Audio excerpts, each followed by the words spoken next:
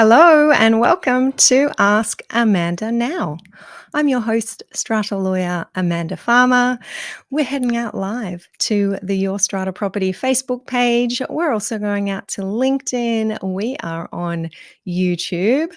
Welcome to our short Friday afternoon session where I am going to answer one Strata question for you.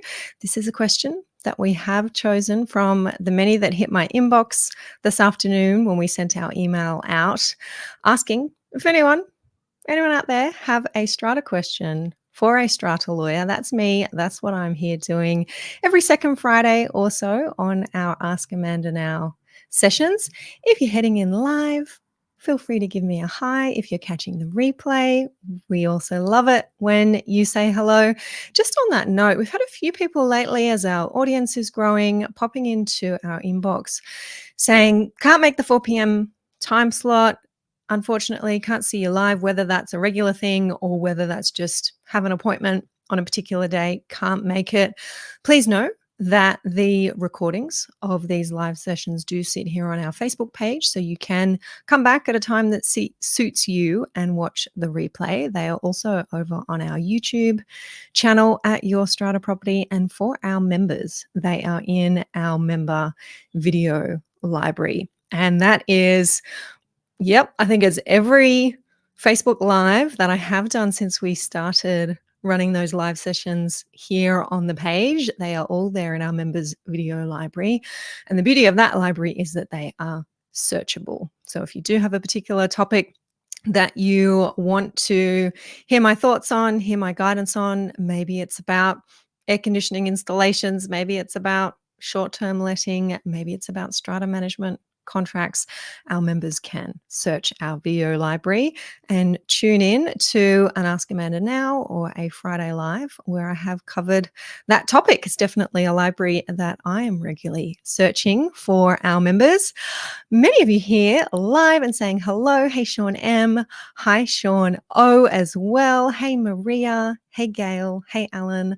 Lovely to see you. Some familiar names there. If you're here for the first time, I always like to know if you want to pop a comment in there. Lots of new followers here on the page.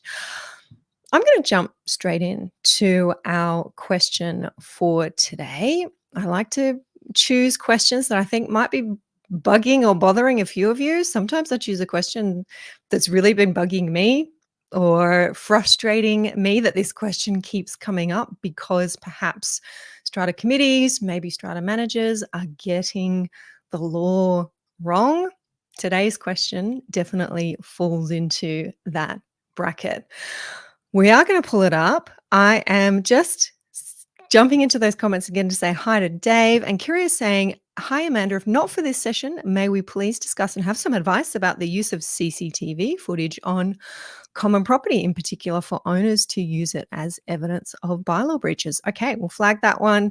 Kiria, thanks for raising that. I've certainly discussed installing CCTV and probably made some comments about the record keeping when it comes to CCTV previously. If we have a live episode on that, we'll link to it under your comment there. And otherwise, we can put that one on the schedule.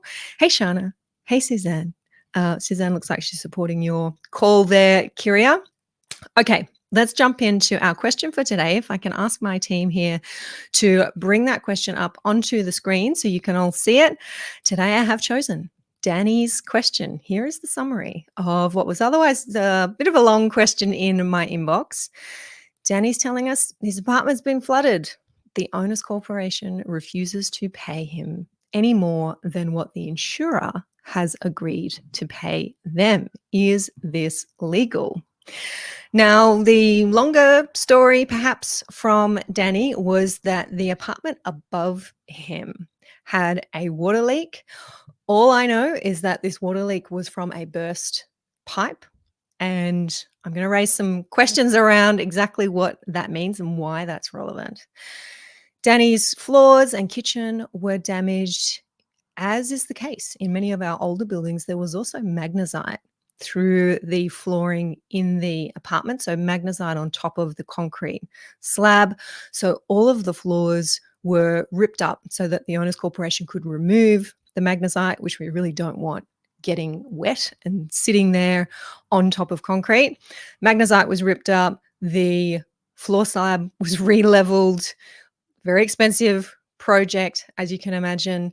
The Owners Corporation's building insurer approved the claim and apparently offered a cash settlement, which has turned out to be a lot less than the actual cost for the fix, significantly less.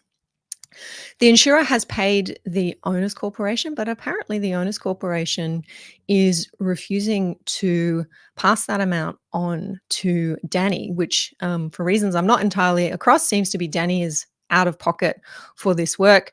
Owners Corporation won't pass that money on unless Danny signs an agreement confirming that he won't make any more claims against the Owners Corporation for this particular event and acknowledging that this is all he's going to get. Now, Danny's saying, I don't want to sign it. I feel like maybe I'm entitled to claim for my actual out-of-pocket expenses here. I've got some lost rent as well because my tenant had to move out of the property. What do you think, Amanda? Should I be taking this to the tribunal? Can the Owners Corporation refuse to pay me any more than what they have otherwise received from the insurer? Great question. If you're a strata manager tuning in, you may have faced this previously. If you're an owner tuning in, you may have experienced this in your building. The first thing I want to say is that this question of insurance and whether this is covered by insurance and how much the insurer has paid is, in my view, irrelevant. And I think sometimes we as committee members, perhaps as owners, and indeed I see strata managers getting a bit caught up in and confused by this question of whether an event is insured or not and how much we're getting from the insurer. When it comes to the law and the legal obligations of the Owners Corporation and the legal rights and responsibilities of an owner, insurance really doesn't come into it. So I want to set aside here this whole question of whether or not the insurer has paid out, why they've paid out, and how much they've paid out. The real question here is, what is the cause of the damage? We've been told by Danny that this is water ingress. There was a burst pipe. It is really, really important when we're thinking about who's responsible to understand the cause of this water leak, the location of the burst pipe. Was it a common property pipe or some common property plumbing that has failed here and caused the apartment above to flood and then the water to come down to Danny's apartment? Or was it, as is common, I think, more than we would like, a burst flexi hose that was part of the bathroom of the apartment above or in the laundry of the apartment above? Those flexi hoses are generally lot property, so not a problem with or a failure in the common property. This question is really important because we know that an owners corporation has a duty to repair and maintain the common property. And if they have breached that duty, if there has been some failure in the common property and a lot owner has suffered some loss or damage, then that lot owner can claim their loss or damage from the owners corporation. So that's why this question of what's the cause of the problem, was it a common property defect, was it a failure in the common property, is really important to know and to understand, to be able to answer this question of, is the owners corporation responsible for all of these losses? So that's my first point to make in response to Danny's question. What is the cause of this flooding? Let's assume that it's a problem with the common property plumbing. There's been a pipe that's burst in a wall somewhere. Upstairs has flooded. That has then in turn flooded Danny's unit down below. It does happen. In that case, the owners corporation is going to be responsible for the reasonably foreseeable losses that Danny has suffered. That is set out in section 106 subsection 5 of our Strata Schemes Management Act in New South Wales. Link here for you in the comments if you want to go over and have a look at that section. But that means if that section applies, because this is a common property problem, it means that the owner's corporation has to meet all of Danny's reasonably foreseeable losses, whether insurance covers the whole lot or not. The owner's corporation may have the benefit of insurance, and that's great if the insurance can contribute to some of these losses. Wonderful. Owners will be happy about that. Don't have to raise a special levy or dip into the kitty to be able to meet Danny's losses. But to the extent there are losses that are not covered by insurance but are still the result of this failure in the common property, then yes, the owner's corporation has to meet the balance of that loss. Heading over to these comments, and I can see there's a couple of great points being made here. Shauno is saying a burst flexi hose wouldn't be covered by insurance, would it? You let me know, Sean. I have experienced actually some situations where a strata building insurer will cover that particular loss, and I've often been surprised by that, as you may be, because this is strictly lot property, but it's not unusual because of the broad definitions of building that we have in our legislation and what needs to be insured as part of the building, that our strata insurers will cover things that we might not otherwise think of as common property. So strata managers, let me know if you've had that experience where flexi hoses have burst and then insurance has stepped in. I have seen that happen. So if that's the case, where in Danny's situation, and we might just get, I'll just pull this question back up again for those who are joining us to see what we're covering today. If it's the case that it was the failure of lot property above, and that could be that burst flexi hose, that could be a dishwasher leak, where there's been, it probably wouldn't be the extensive damage that Danny has experienced with a dishwasher leak, but I do see that where there is some damage to the ceiling of the apartment below where a dishwasher has leaked through. That's a lot property issue for sure. If it's the case that somebody's left a tap running and then moved out for a week, we might see some severe flooding in that case. In all of those examples, that's been a failure of lot property or a failure of a lot owner to properly look after their lot. That is not something for which the owner's corporation is going to be responsible. It's not a breach of their Section 106 duty. And even though the owner's corporation's insurance might step in, great for the lot owner to be able to be covered by that, then that's the kind of situation where the owner's corporation can, in my view, rightly say, we're happy to cover you with the insurance, but that is the extent of our responsibility. There's been no breach of Section 106 here. We're just, because it's helpful to you, because you're an owner and our building insurance does cover this situation, we'll cover as much as our building insurance will cover, but otherwise we're not covering any more. That is the key point for Danny to get clear on here. Was this a failure in the common property? Was it a failure in the lot property? Because the responsibilities do change.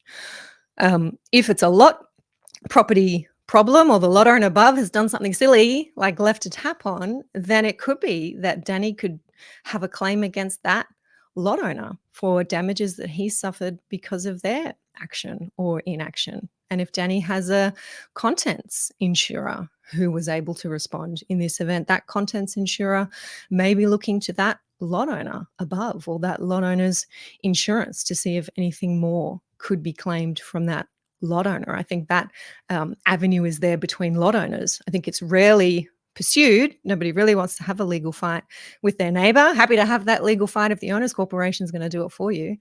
But I think it's a rare case where someone is happy to have a legal fight with their neighbor. But I do think that avenue would be open if it is because of your neighbor's failing that you've suffered this damage. You could be looking to them. More of you coming in and saying hello here. Hey, Margaret, I see your hello. Shauno is saying, I've always found that they're not classed as a pipe by some insurers, so they're not covered. Yeah, fair enough. Sean M is saying fixtures and fittings. might be the difference between fixtures and fittings. Nathan saying it's possible. I had the insurance cover damage from a burst dishwasher hose. Oh, that's interesting. Yeah. Sean M, I've seen that put back to owner's contents insurance and they didn't have any. Yes, that can be a problem, but please let me be clear where it is the owner's corporation's responsibility to deal with this, because the damage and the loss is a result of a failure in the common property, then whether anyone's insured is irrelevant. It is not good enough. This is where I can get a bit ranty. It is not good enough for an owner's corporation, a committee, a strata manager to be saying to an owner, we won't cover your floors, we won't cover your painting, we won't cover your new carpet, because even though a common property pipe burst, we're not insured for that consequential loss. So you're on your own, or go and claim on your own contents insurance. We're not going to deal with it. I hear it all the time. And, I was hearing it 20 years ago and thinking, all right, well, maybe our strata managers are not aware of what the law is, and maybe this is an education piece. I am still hearing it. And to me, it is just our law, not just to me, but to strata lawyers, the law in this area is really well settled. Our courts, our tribunal is very clear about what that Section 106 duty means to properly repair and maintain the common property, and what a breach of that duty is, or what comprises a breach of that duty. And the owner's corporation doesn't have to be aware that their pipes are old and failing. A burst pipe that takes a building by surprise and damages a lot owner's contents, the owner's corporation is still responsible for that damage. There's a member in our member forum at the moment who's been posting and giving us updates about NCAT proceedings that member is involved in. And it relates precisely to this fact scenario, or very similar fact scenario, where a pipe burst and that person's lock contents were damaged, flooring, floorboards, kitchen cabinetry. I think it was actually a sewer pipe. So really awful experience. And the strata manager of many years' experience is telling this owner, because we didn't know about the sewer pipe, that it was a problem, because we didn't have any warning, because we fixed it as soon as the explosion happened, we're not responsible for your consequential loss. And because we're not covered by insurance, then we don't intend to meet it. That is just wrong. And when committees are hearing that from their strata managers, who they look to as their professional advisors, it's no doubt we end up with this terrible conflict in strata, with frustrated owners who are having to go to the tribunal. And this member in our community has taken the case to the tribunal, and happily at the first directions hearing had a really sensible tribunal member who heard this excuse, I'm going to call it, from the strata manager who was attending for that owner's corporation, and said, so what if you're not insured? So what if the pipe burst without warning? That's kind of how it happens. You still, as an owner's corporation, have an obligation to meet this loss. And I think it's really helpful when our tribunal can give that clear guidance very early on in litigation. Okay, so that is, stop my rant now, but that is my guidance for Danny. You've really got to go back and have a hard think about what was the cause of this water ingress.